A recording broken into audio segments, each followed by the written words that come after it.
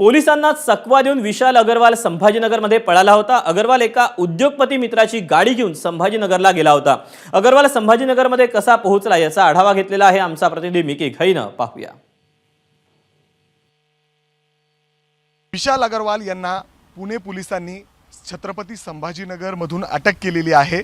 ज्या गाडीमधून ते पळालेले होते छत्रपती संभाजीनगरच्या दिशेने ती हीच गाडी आहे। खरं तर विशाल अग्रवाल यांच्या एका उद्योगपती मित्राची ही पुण्यातील गाडी आहे।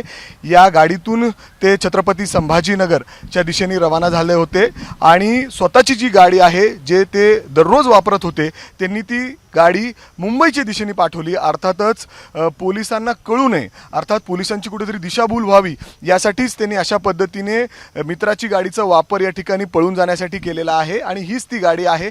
आता पुण्यातील जे क्राइम ब्रांच आहे त्यांनी ही गाडी ताब्यात घेतलेली आहे। खरं तर पुण्यातील एका उद्योगपती मित्र आहे विशाल अग्रवाल यांचा, त्याची ही गाडी आहे। या गाडीचे देखील डिटेल्स आता मिळालेले आहेत। एक हॉटेलचे मालक आहेत ते उद्योगपती अशी देखील माहिती समोर आलेली आहे आणि हीच ती गाडी आहे ज्या गाडीतून विशाल अग्रवाल हे छत्रपती संभाजीनगरच्या दिशेने पळून गेलेले होते आणि त्या ठिकाणी पोलिसांनी सापळा रचून त्यांना अटक केलेली आहे।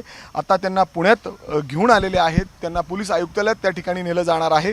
उद्या त्यांना कोर्टात देखील हजर केलं जाणार आहे। मात्र महत्त्वाची माहिती पोलिसांना जी मिळालेली आहे, अर्थातच विशाल अग्रवाल यांनी पळून जाण्यासाठी मित्राची एक गाडी देखील घेतलेली होती आणि हीच ती किया गाडी आहे ज्या गाडीतून ते छत्रपती संभाजीनगरच्या दिशेने पळून गेलेले होते। अर्थात आता या गाडी मालकावर सुद्धा काही कारवाई होते का, पोलीस काय पावलं उचलतात हे पाहणं महत्त्वाचं असेल। कॅमेरामॅन राजेश बिडकरसह मी मिकी घई, एबीपी माझा, पुणे। एबीपी माझा, उघडा डोळे बघा नीट।